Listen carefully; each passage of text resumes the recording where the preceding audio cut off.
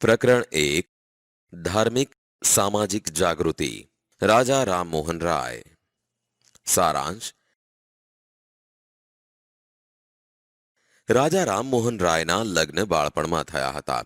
તેમના ભાઈનું અવસાન થતાં તેમના ભાભી સતી થયાની અસર રાજા રામમોહન રાય પર ખૂબ પડી. તેથી તેણે બાળ લગ્ન સતી પ્રથા બાળકીને દૂધ પીતી કરવાનો ઉગ્ર વિરોધ કર્યો.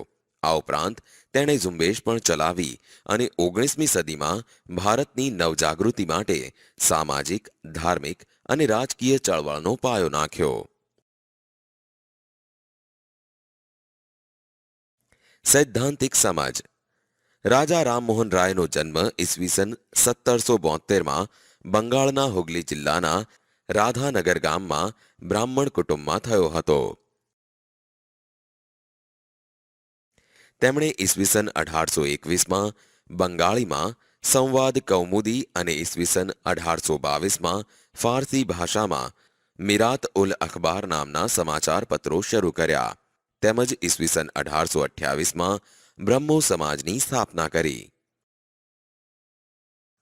ઈસવીસન 1829માં અંગ્રેજ ગવર્નર વિલિયમ બેન્ટિકે સતી પ્રથા ઉપર પ્રતિબંધ મૂકતો કાયદો ઘડ્યો. આમ રાજા રામમોહન રાયે અખબારી સ્વાતંત્ર્ય, વાણી સ્વાતંત્ર્ય, સ્ત્રી અધિકાર, વ્યક્તિ સ્વાતંત્ર્ય અને કારોબારીથી ન્યાયતંત્રને લગતી ભલામણો બ્રિટિશ સરકારને કરી. ઈસવીસન 1830માં દિલ્હીના બાદશાહે પોતાના જાગીરી હક અંગેના કેસ બાબતે રાજા રામમોહન રાયને ઇંગ્લેન્ડ મોકલ્યા.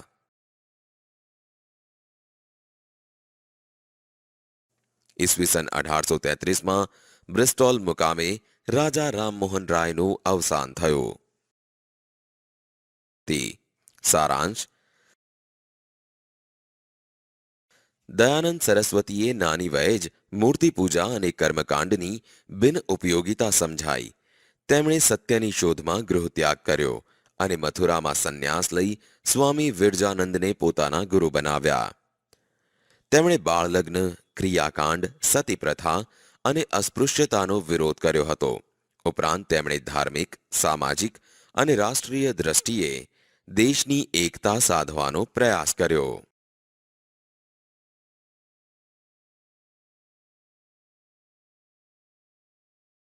સૈદ્ધાંતિક સમજ દયાનંદ સરસ્વતીનો જન્મ સૌરાષ્ટ્રના મોરબી નજીકના ટંકારા ગામમાં સનાતન બ્રાહ્મણ કુટુંબમાં થયો હતો.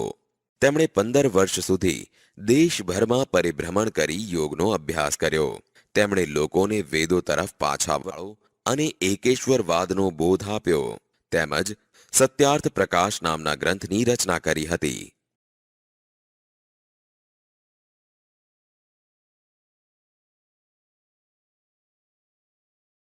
દયાનંદ સરસ્વતીએ આર્ય સમાજની સ્થાપના ઈસવીસન 1875માં કરી, જેનો પ્રચાર પંજાબ, લાહોર, ઉત્તર પ્રદેશ, રાજસ્થાન અને ગુજરાતમાં કરવામાં આવ્યો.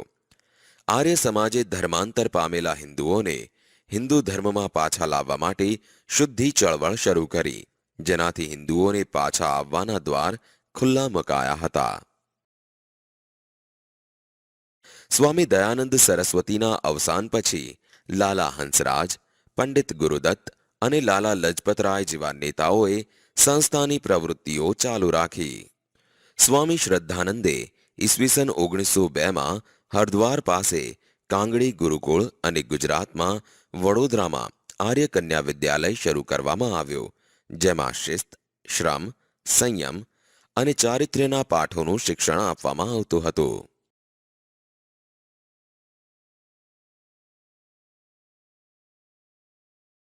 રામકૃષ્ણ મિશન મઠ સારાંશ રામકૃષ્ણ પરમહંસે ઈશ્વરને પામવાના વિવિધ રૂપે પ્રયત્ન કર્યો હતો. તેમજ શુદ્ધ ચારિત્ર્ય અને જ્ઞાન ભક્તિના ઉપદેશથી લોકોને મદદ કરતા. કેશવચંદ્ર સેન તથા દયાનંદ સરસ્વતી સહિત ઘણા ધાર્મિક સુધારકોએ તેમની પાસેથી માર્ગદર્શન મેળવ્યું, તેમજ પાશ્ચાત્ય અસરમાં આવેલા લોકોને રામકૃષ્ણ પરમહંસના બોધથી પોતાના ધર્મ અને સંસ્કૃતિમાં પુનઃ શ્રદ્ધા ઉત્પન્ન થઈ.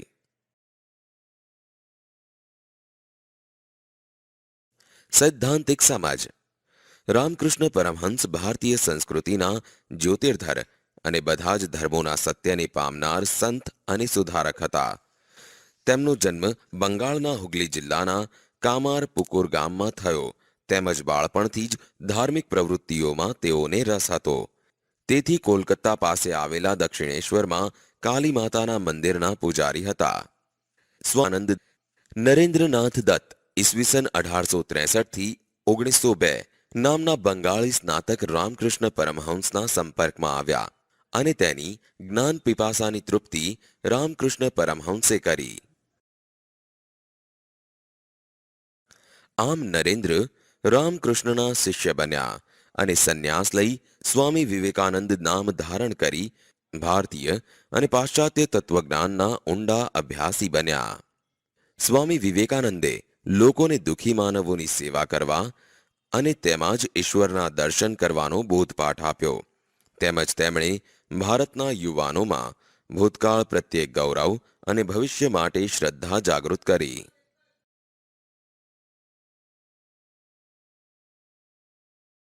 ઉપરાંત તેમણે ઈસવીસન 1893માં યુનાઇટેડ સ્ટેટ્સના શિકાગોમાં ભરાયેલી અખિલ વિશ્વ ધર્મ પરિષદમાં હાજરી આપી હતી. આમ બાદમાં યુનાઇટેડ સ્ટેટ્સ, યુરોપ, ઇજિપ્ત, ચીન, જાપાન વગેરે દેશોમાં પ્રવાસ કરીને ભારતીય સંસ્કૃતિનો ફેલાવો કર્યો. તેઓ ભારતીય સંસ્કૃતિના પ્રશંસક અને પ્રખર રાષ્ટ્રપ્રેમી હોવાથી તેમણે ભારતીયોને ઉઠો, જાગો અને ધ્યેય પ્રાપ્તિ સુધી મંડ્યા રહોનું સૂત્ર આપ્યું.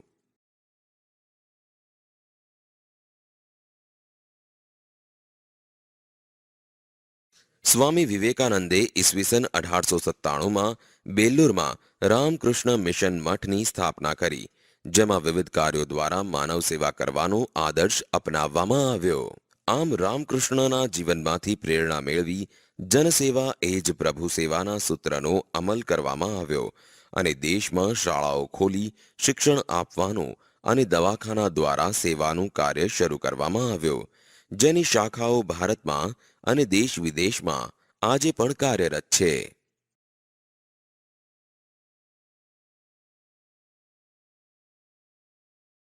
મુસ્લિમ સમાજમાં સુધારાની ચળવળ.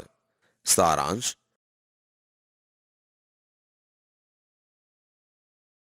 19મી સદીની શરૂઆતમાં ઉત્તર પ્રદેશમાં રાયબરેલીના સૈયદ અહમદ ખાન અને બંગાળના શરિયતુલ્લાહ જેવા લોકોની આગેવાની હેઠળ મુસલમાનોમાં સામાજિક અને ધાર્મિક જાગૃતિનો આરંભ થયો હતો, જેમાં તેઓએ ધાર્મિક નેતા દિલ્હીના શાહ વલી ઉલ્લાહના ઉપદેશમાંથી પ્રેરણા મેળવી હતી. તેઓ એવું માનતા હતા કે ભારતમાં ઇસ્લામ ધર્મ દૂષિત થવાથી દેશ ઉપર અંગ્રેજોએ શાસન સ્થાપ્યું છે. આમ તેમણે ઇસ્લામ ધર્મ અને સંસ્કૃતિને મજબૂત અને શુદ્ધ કરવા વહાબી આંદોલન ચલાવ્યું.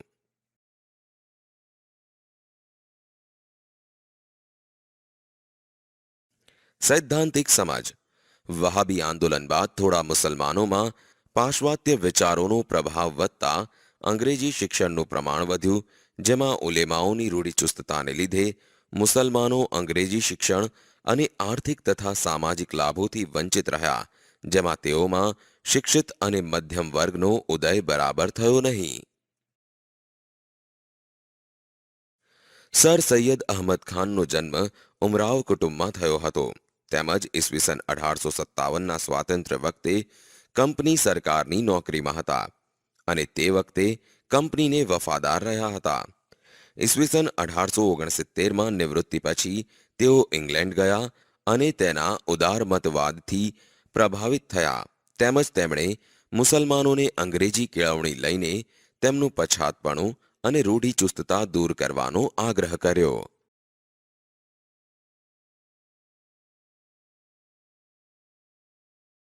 તેમણે ઈસવીસન 1870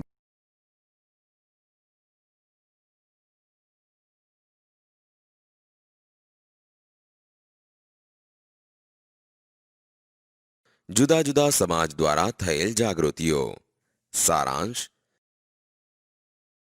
વ્યક્તિગત લોકોની તાકાત વધતા જુદા જુદા સમાજ દ્વારા પણ સામાજિક અને ધાર્મિક સુધારા કરવામાં આવ્યા હતા, જેમ કે શીખ સમાજ, પારસી સમાજ.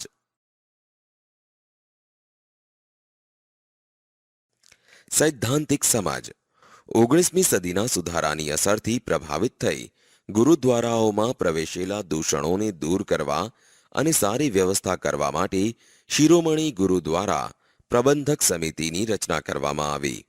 ઉપરાંત શીખોમાં ધાર્મિક શિક્ષણની સાથે પાશ્ચાત્ય કેળવણી આપવા માટે અમૃતસરમાં ખાલસા કોલેજ અને શાળાઓની સ્થાપના કરવામાં આવી.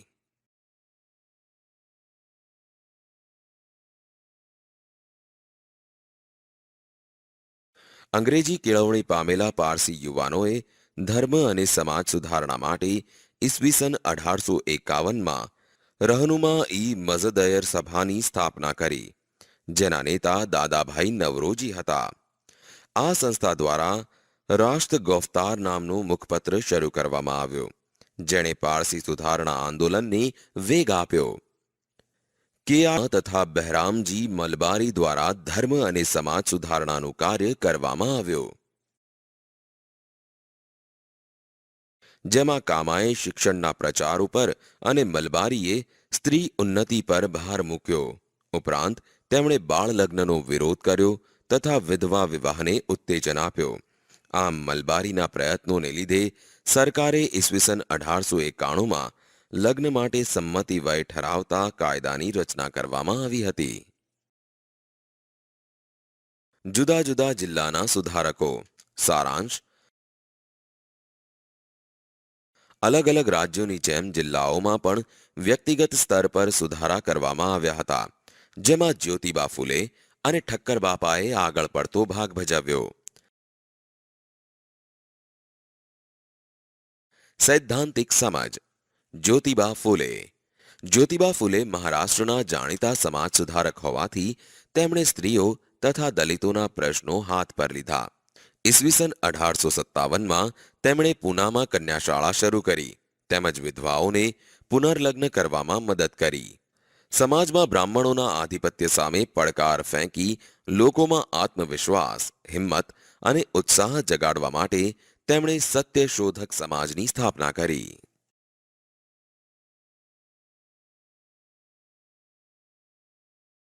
ઠક્કર બાપા ગાંધીજીએ સ્થાપેલ અખિલ હિન્દ હરિજન સંઘના મંત્રી તરીકે ઠક્કર બાપાએ વર્ષો સુધી સેવાઓ આપીને હરિજનોના ઉત્કર્ષમાં કિંમતી ફાળો આપ્યો.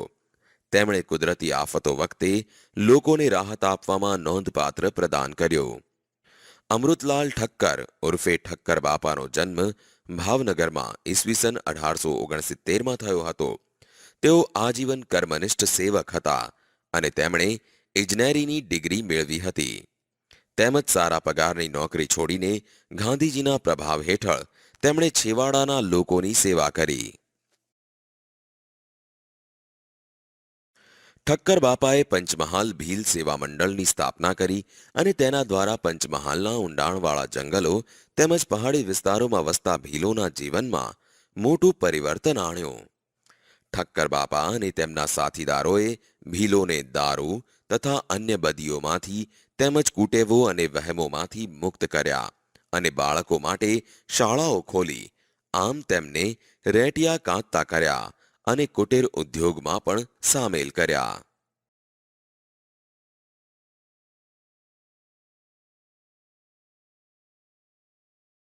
સમય જતાં લોકોમાં રાષ્ટ્રીય ચેતના વિકસિત બની અને તેઓ સ્વાતંત્ર્ય ચળવળ તરફ વળ્યા. ગાંધીજીએ અસ્પૃશ્યતા નિવારણને મહત્વ આપતા પછાત વર્ગોની સ્થિતિ સુધારવાના પ્રયાસોમાં નોંધપાત્ર પ્રગતિ થઈ. વિદ્યાર્થીઓ, આ પ્રકરણ અહીં સમાપ્ત થાય છે.